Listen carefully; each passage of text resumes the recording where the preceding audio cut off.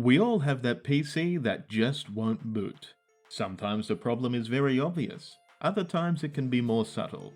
Today we try to revive this old PC with nothing more than IPA and the brush. Some of you might remember this box from a previous episode. This is the Albatron, which I saved from the trash. We opened it up expecting to see the mundane internals of an off-the-shelf Dell, only to discover it had been retrofitted with an Albatron socket AM2 motherboard and a Sound Blaster live card.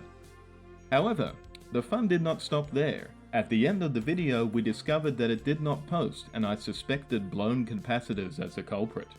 But before we go down the rabbit hole of ordering replacement capacitors, firing up the soldering iron and spending an afternoon replacing 20-year-old caps, we are going back to basics. Before buying parts, we need to give this board a proper deep clean. Some viewers contacted me suggesting a thorough IPA clean, and this channel is for you, the viewer, and I want your input into my channel as much as possible. So here we are. Sitting unused for over a decade, hardware can collect a staggering amount of grime, dust, skim flakes, atmospheric humidity, and mystery sticky residue. A tiny bridge of conductive dirt between capacitor legs or inside a memory slot is often all it takes to prevent a system from posting, even if the board looks completely clean. Today, I'll be using 99% isopropyl alcohol. Now it should be noted that I am an idiot, so do not do what I do. And if you suspect your board has bad caps, you should probably get them replaced. With that said, it is best to avoid using 70% rubbing alcohol. That extra 30% water content takes forever to dry and risks causing rust or shorts on your board. Though, I have used it myself with success, as have many others, so each to their own. The important part is to make sure that everything dries out, ideally in front of a fan. Moving air is always better than drip drying. Today, the plan is simple.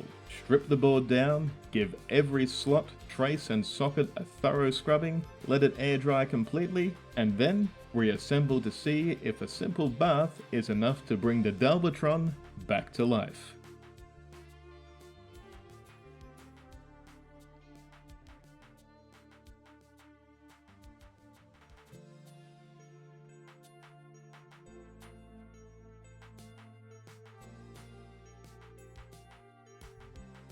The key to a good board wash is patience. You aren't trying to scrape off the dirt, you're letting the alcohol dissolve the grease while the soft bristles lift it away.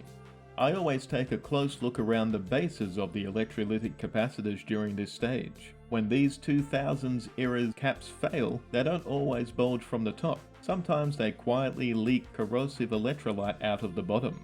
When cleaning an area, I like to take a look and ask myself, is this area as clean as it can be? If the answer is no, then press on with more cleaning.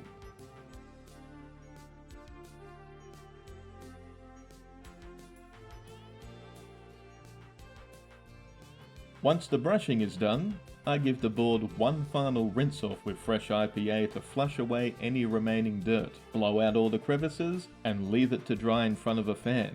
You want to be 100% sure there's no liquid trapped under the chips before feeding in any electricity. The theory is to do more good than bad. And there you have it. The beautiful blue board is as clean as it's ever going to be. The slots are free of dust, and every component has been scrubbed clean. Now to do the thing that you should never ever do. Put it completely back together without testing using our known good parts. If this board is now completely dead, we'll get nothing. But if it has shorted caps, it might power loop or smell funny. But if the deep clean worked, I just saved myself a whole $15 in parts. The moment of truth has arrived. Let's see if we have breathed life back into the Albatron. And we have nothing on the screen. We also have the same red light as last time, and the fan spin for a few seconds before turning off. I think it's safe to say that those caps need to be replaced. Is this the problem? I have no idea, but they are surely not helping. This was a long shot from the very beginning, and I do apologize for another failure video. I know they do disappoint some viewers. But this only proves that my channel is real. This is not scripted, and if something does not work, I find out in real time. I'm working on building my stock of spares, but at the moment I just don't have the budget to have things ready to go. So, I will get the new parts on order now that I'm settled into my new house, and in part 3, let's hope we'll see this old boy boot once more. Thanks to all my new subscribers and my old ones, and if you're not subscribed and enjoyed this video, please do consider becoming part of our community. We'd love to have you. And until next time, take care.